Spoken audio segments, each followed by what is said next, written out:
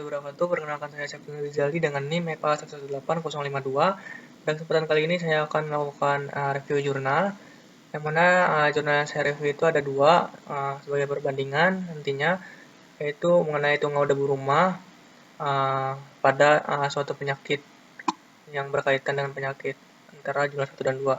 Nah, di sini keterangan untuk jurnal yang pertama itu yang berjudul tungau debu rumah di Kelurahan Taas, Kecamatan Tikala, Kota Manado.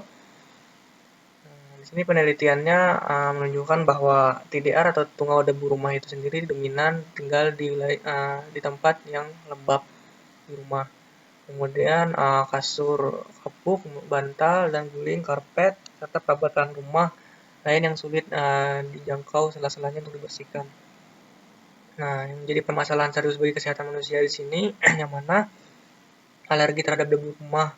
Ini menunjukkan bahwa TDR mempunyai faktor pencetus terhadap alergi seperti asma, dermatitis, atopik, dan rinitis.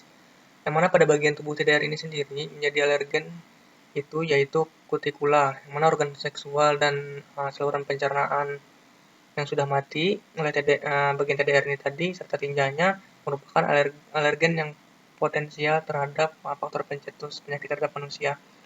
Nah, di sini dijelaskan pada penelitian sebelumnya bahwa alergen pencetus timbulnya gejala rinitis alergi itu terbanyak adalah oleh TDR.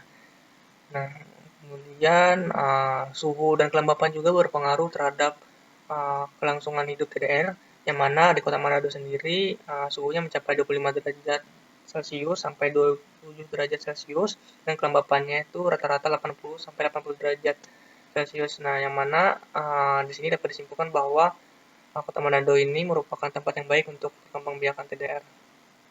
Nah, untuk metode penelitiannya di sini menggunakan survei deskriptif dengan pendekatan kursasional dengan 77 rumah yang akan diteliti, menggunakan random sampling.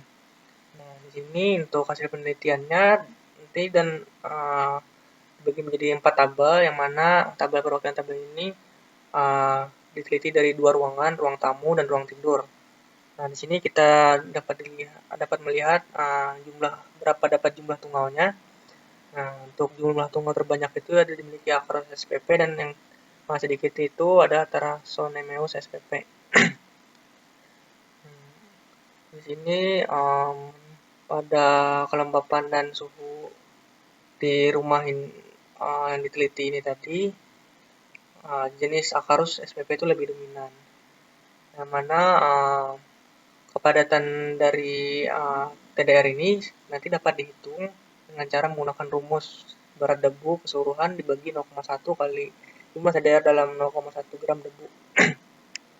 Nah, pada kesimpulan penelitian ini didapat bahwa Acarus yang lebih banyak ditemukan pada daerah Manado dan tingkat kepadatannya tergolong rendah juga di sini.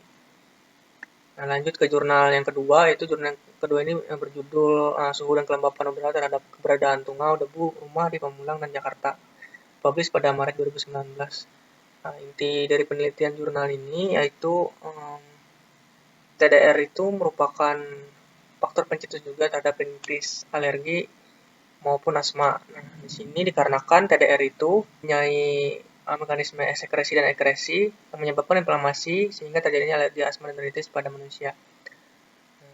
Untuk TDR ini sendiri termasuk hewan vertebrata dari kelas Archanida dan subkelas Acarina.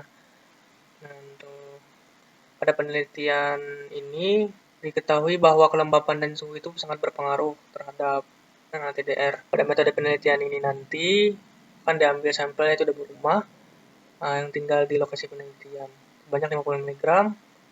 Ini menggunakan teknik sampel random sederhana menggunakan mikroskop. Kita akan dianalisis menggunakan SPSS lagi ya, yang mana dibagi dari 30 derajat sampai 30 derajat Celcius dan kurang dari 30 derajat Celcius. Untuk suhu dan kelembapan itu 60 sampai 70% dan di bawah 60% untuk rumah yang positif TDR. Nah, di sini hasil penelitiannya itu didapat 3 jenis tungau. Didapatkan hasil temuan bahwa suhu 30 sampai 35 derajat itu banyak positif TDR, dan di bawah 30 derajat itu berkurang. Serta untuk kelembapannya sendiri itu untuk 60 sampai 70% itu tidak bermakna atau kurang, tapi untuk 60% itu ditemukan banyak TDR positif. Hasilnya ini hasilnya tadi. Di sini dijelaskan bahwa pada penelitian sebelumnya bahwa TDR masih dapat bertahan hidup karena pada suhu 30-35 derajat itu terdapat uap air dari udara. Sehingga kelenjar suprakokal TDR secara aktif mengambil uap air tersebut sehingga tubuh TDR tidak kehilangan air berlebihan. Karena dari tubuh TDR itu terdiri dari 75% air. Nah, untuk keberadaan TDR di rumah ini sebenarnya bisa dikurangi jumlah dan populasinya itu dengan cara kita membersihkan tempat tidur kita, menjemur kasur, mengganti alas kasur, mengganti sarung bantal, kemudian menyedotnya dengan vakum cleaner. Di sela-sela bagian yang sulit dijangkau itu dapat dibersihkan dengan vakum cleaner. Juga dapat mencuci bantal dan alas kasur menggunakan deterjen agar TDR dapat mati. Juga menjemur kasur dan bantal kita itu serta karpet tadi di suhu 55 derajat Celcius agar TDR tersebut mati. Perbandingan di antara dua jurnal ini sama-sama membahas tentang faktor pencetus alergi asma dan rinitis dikarenakan pada debu itu sendiri mengandung TDR atau tungau debu rumah. Yang mana pada tungau debu rumah ini bisa melakukan sekresi dan ekresi yang mana bagian tinjanya itu mengandung enzim sistein protease dan sisterin protease.